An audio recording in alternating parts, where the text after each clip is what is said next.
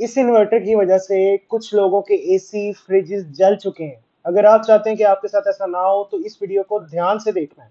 तो इस इन्वर्टर में सेफ्टीज की कमी होने की वजह से ये इश्यूज आ रहे हैं। अब कई क्लाइंट्स की मेरे पास कॉल आई कि जी हमारा एसी सड़ गया है, फ्रिज जल गया है।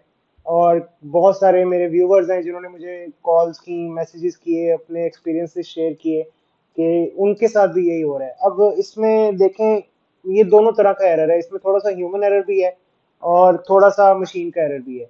अब ह्यूमन एरर क्या है, वो ये है कि बहुत से लोग अपनी साइट्स पे आउटपुट पे वोल्टेज प्रोटेक्शन डिवाइस नहीं लगा रहे। एक तो ये मसला है। और दूसरा, इस इन्वर्टर के अंदर भी एक इशू है जिसको आप रिजॉल्व कर सकते हैं। बेसिकली इसकी सेटिंग का थोड़ा सा इशू है जो इसके मैनुअल में भी दिया हुआ है, वो भी मैं आपको दिखाऊंगा। लेकिन अगर आप ये सेटिंग नहीं करते हैं तो आपका एसी या फ्रिज या कोई भी ऐसी हैवी लोड वाली चीज जल भी सकती है, आपको नुकसान भी हो सकता है।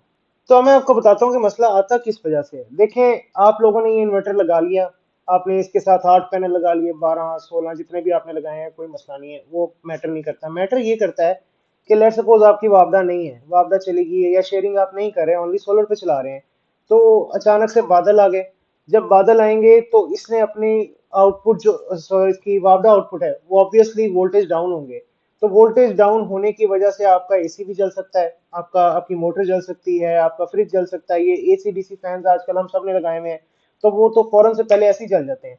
जाहिर सी बात है, जब वोल्टेज ड्रॉप होते हैं तो फिर चीजें जलती हैं। वोल्टेज हाई पे भी जलती हैं। एक सेफ लिमिट होती है 180 से लेकर 230, 240, 220, इतने तक सेफ लिमिट होती है। तो इससे ऊपर या इससे कम जब भी आपके वोल्ट्स जाएंगे तो आपकी चीजें जलेंगी। कंपनी भी इसी चीज को बताती है कि रिकमेंडेशन वोल्टेज रेंज 170 से 230, 240 तक है। अब इससे आपने बचना कैसे है, वो मैं आपको आगे प्रॉपर सेटिंग करके दिखाता हूँ कि इससे हम कैसे बच सकते हैं। इस प्रॉब्लम का हल आपको इसके मैनुअल में ही मिल जाएगा। जैसा कि यहाँ पर आप इसके मैनुअल में देख सकते हैं, 3 नंबर सेटिंग है। अब 3 नंबर सेटिंग में ये डिफॉल्ट पे होता है एपीएल मोड पे। एपीएल मोड पे इसका मतलब ये होता है कि अगर तो वापडा के वोल्टेज या फिर एसी वोल्टेज, ये जो लिखा हुआ है, ये 90 तक जाएंगे। मतलब ये है कि अगर वोल्टेज ड्रॉप होते हैं ना, जिस तरह इस टाइम पे 182 वोल्ट हैं, कम वोल्टेज आ रहे हैं। इस टाइम भी रात का टाइम है, रात के टाइम थोड़े वोल्टेज कम हो जाते हैं। तो जब वोल्टेज और ड्रॉप होंगे तो ये इसको रोकेगा नहीं, मतलब कि 90 तक वोल्टेज ड्रॉप होने देगा। इसका नुकसान ये होगा कि आपका इन्वर्टर या फिर आपका एसी, इस तरह की चीजें जल सकती हैं। आपका एसी जल सकता है, आपका फ्रिज जल सकता है। और इससे बचने का हल ये है, ये यूपीएस सेटिंग पे आपने इसे कर देना है। इसे आपने यहाँ से सेटिंग ऑन करनी है। सेटिंग ऑन करने के बाद आपने नंबर 3 पर आ जाना है। और नंबर 3 पर आके यहाँ पे नंबर 3 पे, जैसा कि मैंने बताया था कि बाय डिफॉल्ट ये होती है एपीएल पे, तो यहाँ पर ये एपीएल पे ही है।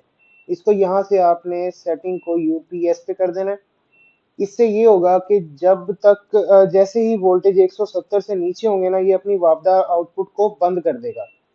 इससे आपकी चीजें नहीं जलेंगी, इससे आपका इन्वर्टर, आपका आपका फ्रिज, आपका मोटर, ये सब कुछ सेफ रहेगा। इसके अलावा एक और बहुत ही अहम सेटिंग है जो कि बाय डिफॉल्ट इसमें आपको करनी पड़ती है। बाय डिफॉल्ट ये नंबर 2 सेटिंग आप देख सकते हैं, ये यूएस पर होती है। मतलब कि पहले यूटिलिटी और उसके बाद सोलर। तो कई लोग ये लगा देते हैं, उसके बाद वो कहते हैं जी कि हमारा इन्वर्टर वापदा शेयरिंग करता ही रहता है, छोड़ता ही नहीं है। तो इसलिए जब भी आपने इस इन्वर्टर को साइट पे इंस्टॉल करना है या अपने घर में लगाना है, तो आपने ये 2 सेटिंग्स फौरन उसी टाइम पे कर लेनी है। इससे आपकी बचत होगी, इससे आपका नुकसान नहीं होगा। तो ये अब हम कर लेते हैं इसकी। इसी तरह से हम सेटिंग में जाते हैं। सेटिंग में जाके ये 1 नंबर सेटिंग है। यहाँ पर ये देखें, यूटिलिटी और सोलर, जिससे कि यहाँ पर लिखा हुआ है ना कि ये बाय डिफॉल्ट यूएस पे ही होगा।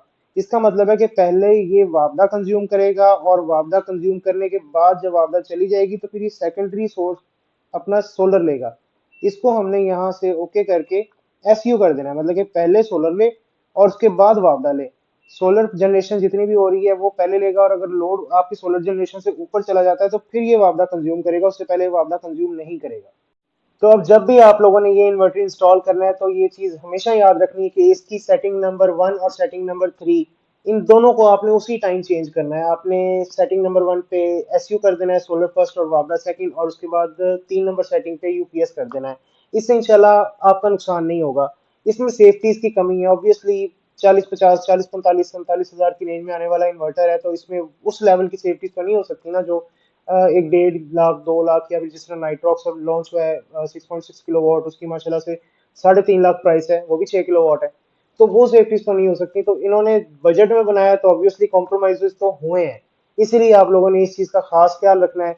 बाकी एक छोटी सी इंफॉर्मेटिव वीडियो थी आप लोगों के लिए, क्योंकि मुझे कमेंट्स में भी बहुत बहुत सारी ये चीजें देखने को मिल रही थी, और मुझे व्हाट्सएप मैसेजेस भी बहुत सारे आ रहे थे। मैंने कहा एक वीडियो बना देते हैं प्रॉपर, जिसमें मेरे सारे दोस्तों को, कस्टमर्स को और व्यूवर्स को इस चीज का पता चल जाए। बाकी चैनल को लाजमी सब्सक्राइब कर लें, ताकि आपके लिए हम ऐसी ही वीडियोस लेके आते रहें। मिलते हैं नेक्स्ट वीडियो में। अल्लाह हाफिज।